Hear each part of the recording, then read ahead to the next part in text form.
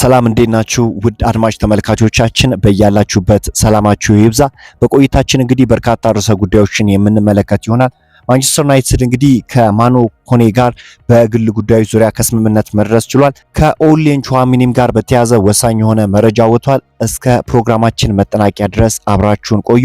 ለቻናሉ አዲስ የሆናችሁ ቻናሉን ሰብስክራይብ እንዲሁም ቪዲዮ ላይክ እና ሼር ማድረግ ፈጽሞ እንዳይዘነጋ።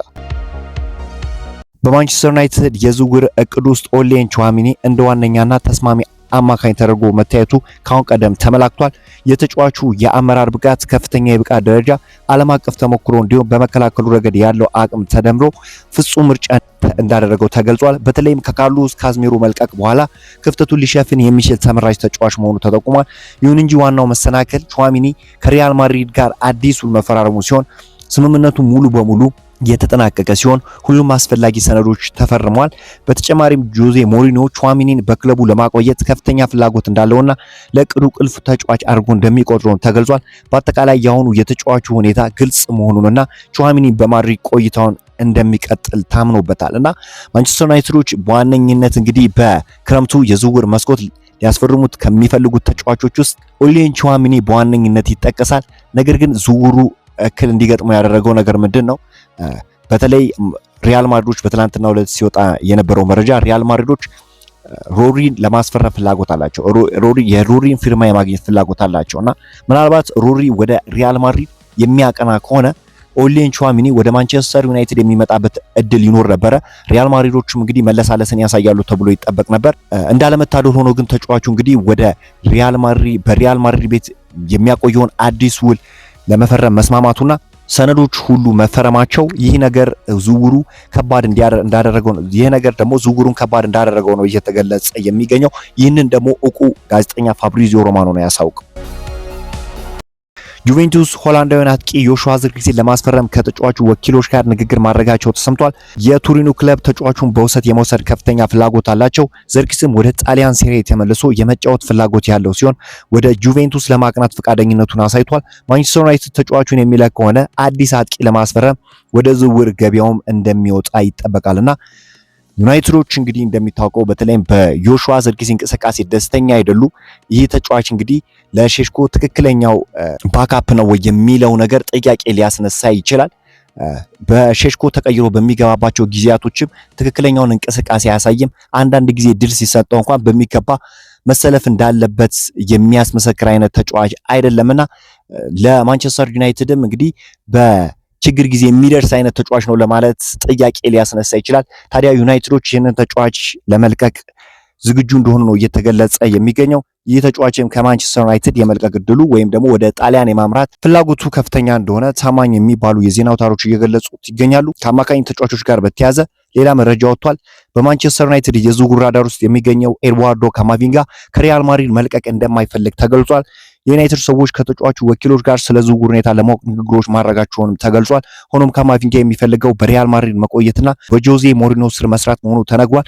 ተጫዋቹ በማድሪድ ቤት ያለውን የእግር ኳስ ሕይወት ማስተካከል የሚፈልግ ሲሆን ነገሮች ካልተቀየሩ በስተቀር በሪያል ማድሪድ ቤት የመቆየት እድሉ ሰፊ እንደሆነ ተነግሯል እና አሁን በሪያል ማድሪድ ቤት ይህ ተጫዋች መቆየት ይፈልጋል። ከዚህ በፊትም እንደዚህ አይነት መረጃዎች እየወጡ ነበርና ፋብሪዚዮ ሮማኖ ደግሞ ይህንን ነገር አረጋግጦታልና ዩናይትዶች ከዚህ በኋላ እንግዲህ ኤድዋርዶ ካማቪንጋን ለማግኘት ምንም አይነት ጥረት አያደርጉም። ምክንያቱም ተጫዋቹ በሪያል ማድሪድ ቤት መቆየት እንደሆነ ታውቋል። ሌላኛው መረጃ እንግዲህ ከተከላካይ ስፍራ ተጫዋች ጋር በተያያዘ ወሳኝ መረጃ ወጥቷል። እንግዲህ ካሪክ እንግዲህ በቡድን ውስጥ የተቃራኒ ቡድን የተከላካይን መስበር የሚችሉ ኳሶችን ማቀበል ችሎታ ያለው እንዲሁም ከኳስ ጋር ምቾት የሚሰማው ተጫዋች ይፈልጋል ተብሏል። በዚህም ረገድ ሊዛንድሮ ማርቲኔዝ የላቀ ብቃት እንዳለው ይታመንበታል። ማይክል ካሪክና ሊዛንድሮ ማርቲኔዝ የጠበቀ ግንኙነት ያላቸው ሲሆን አሰልጣኙ የማርቲኔዝን ታክቲካል አስፈላጊነት በሚገባ እንደሚረዳም ታውቋል። የሊዛንድሮ ማርቲኔዝ ጉዳት አሳሳቢነት እንዲሁም ምን ያህል ጊዜ ከሜዳ ሊያርቀው እንደሚችል ለማወቅ በቀጣይ ምርመራ እንደሚደረግለት ተገልጿል። ማንቸስተር ዩናይትድ በማርቲኔዝ የጉዳት ሁኔታ ላይ ተመርኩዞ አዲስ የመሃል ተከላካይ ለማስፈረም ሊንቀሳቀስ እንደሚችልም ተነግሯልና በርካታ የመሃል ተከላካይ ተጫዋቾችን ዩናይትዶች እየተመለከቱ ይገኛሉ። የሊዛንድሮ ማርቲኔዝ ክህሎት እጅግ የተለየ እንደሆነ እናውቃለን ሁላችንምና ዩናይትዶችም እንግዲህ የዚህ ተጫዋች ተተኪ ወይም ይህንን ተጫዋች ተክቶ ጉዳት ሲያስተናግድ በሚገባ ብቃቱን ማሳየት የሚችል ለፊት መስመር ተጫዋቾች ደግሞ መስመር ሰንጣቂ ኳሶችን ማቀበል የሚችል እንደ ማርቲኔዝ ሁሉ በእግሩ ኮንፈርት የሚሰማው ሞደርን የሆነ ተከላካይ ነው እንግዲህ ማይክል ካሪክን ወደ ዩናይትድ እንዲመጣለት የሚፈልገውና በተከላካይ ክፍል ላይ እንግዲህ ዩናይትዶች በሚገባ ስራዎችን መስራት እንደሚፈልጉ እየተገለጸ ይገኛል። በመቀጠልም የማኖ ኮኔ ዝውውር በተመለከተ መረጃ ላርሳችሁ። ማንቸስተር ዩናይትድ ከፈረንሳዩ አማካይ ማኖ ኮኔ ወኪሎች ጋር በመርህ ደረጃ ስምምነት ላይ መድረስ ችሏል። ዩናይትድ እስከ 43 ሚሊዮን ፓውንድ የሚጠጋ የዝውውር ጥያቄ ለማቅረብ ዝግጁ እንደሆነም ተነግሯል። ነገር ግን ሌሎች ታላላቅ ክለቦችም የተጫዋቹን ሁኔታ እየተከታተሉ በመሆናቸው ይህ የገንዘብ መጠን በቂ ላይሆን እንደሚችል ተጠቁሟል። ሆኖም በማንቸስተር ዩናይትድና በኮኔ ተወካዮች መካከል አሁን መደበኛ ውይይት እየተደረገ በመሆኑ ማንቸስተር ዩናይትድ ተጫዋቹን ለማስፈረም በሚደረገው ፉክክር በቀዳሚነት ላይ ተቀምጧልና በርካታ የዜና አውታሮች ናቸው እንግዲህ ኮሪየር ዴሎ ስፖርትን ጨምሮ በርካታ የዜና አውታሮች ይህ ተጫዋች እንግዲህ ወደ ማንቸስተር ዩናይትድ የመምጣት እድሉ ሰፊ እንደሆነና ተጫዋቹን ለማስፈረም በሚደረገው ሂደት ውስጥም ዩናይትድ መሪ እንደሆነ እየጠቆሙ ይገኛሉ። ይህ የሚያሳየው እንግዲህ ዩናይትድ አሁን በማኖ ኮኔ ዝውውር ላይ እየገፋበት እንደሆነ ነው። አሁን ካሉት አማራጮች ውስጥም የተሻለው ማኖ ኮኔ ነው ብለው ያምናሉ። በፊዚካል ረገድ የማይታማ በተለይም እንግዲህ የቡድኑ ባላንስ በመጠበቅና ለፊት መስመር ተጫዋቾችም ወሳኝ የሆኑ መስመር ሰንጣቂ ኳሶችን ማቀበል የሚችል ድንቅ ሞደርን የሆነ የመሃል ክፍል ተጫዋች እንደሆነ ይታወቃል። ይህንን ነገር ደግሞ በፈረንሳይ ብሔራዊ ቡድን በሚገባ ማሳየት ችሏል። ከተጫዋቹ ድንቅ ኳሊቲዎች ውስጥ አንዱ ምንድነው ፕሬስን ሪዚስት ማድረግ የሚችል ተጫዋች እንደሆነ ይታወቃልና እንዲህ አይነት ተጫዋቾች ደግሞ ወደ ማንቸስተር ዩናይትድ ቤት ቢመጡ ካሉት ተጫዋቾች አንጻር በጣም ጥሩ ነው ተብሎ ነው የሚጠበቀው። በፕሪሚየር ሊግ እንግዲህ አንዳንድ ተጫዋቾች የፕሪሚየር ሊጉን ኢንተንሲቲ መቋቋም ይከብዳቸዋል። ከዛ ላይ ደግሞ ከዛ ባሻገር እንግዲህ ፊዚካሊ የሚቸገሩበት ሁኔታ አለ።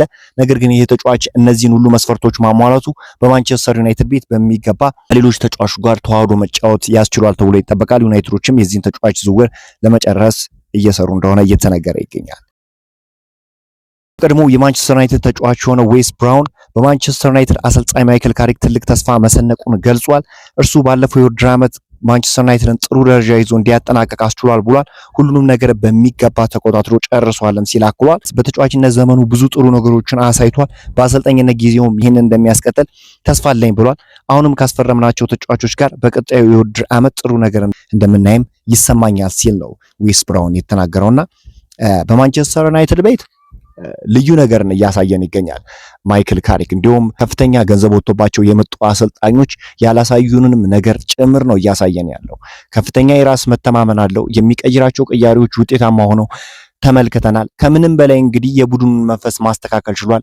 በመልበሻ ክፍሉ ምን ያህል እንደተረጋጋ መመልከት ችለናል። ይህ ልዩ ኳሊቲው እንደሆነ ይታወቃልና በቀጣዩ ውድድር ዘመንን ምን ያስመለክተናል የሚለው የብዙዎች ጉጉት ነው። ዩናይትዶች ከማኖ ኮኔ ዝውውር እንግዲህ የዛየር ኤምሬንም ዝውውር ጎን ለጎን እየተመለከቱት ይገኛሉ።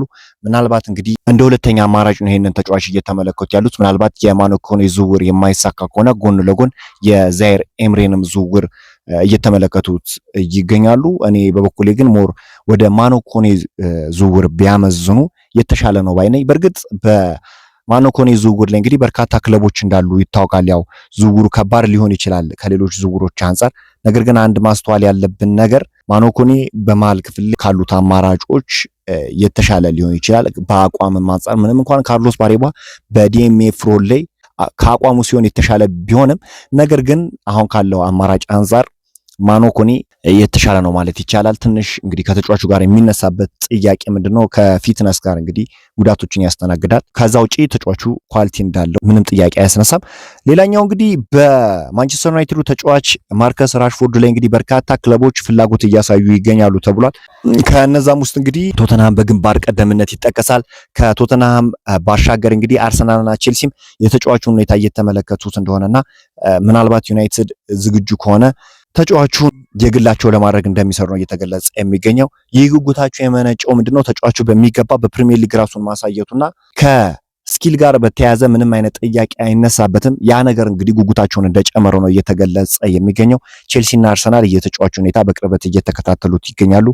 ግን ዩናይትድ ተቀናቃኝ ክለብን ማጠናከር ስለማይፈልግ ለፕሪሚየር ሊግ ክለቦች ተጫዋቹን ይሸጠዋል የሚለው ምናልባት ለቶተንሃም ሊሸጡ ይችላል። ለሌሎቹ ግን ለአርሰናልና ለቼልሲ ፈጽሞ የመሸጥ ፍላጎት እንደሌለ ነው እየተገለጸ የሚገኘው። በዛሬው ዕለት ዩናይትድን የተመለከቱ ስፖርታዊ መረጃዎች ይመስላሉ። በአዳዲስ ስፖርታዊ መረጃዎች እስክንገናኝ መልካሙን ተመኘው።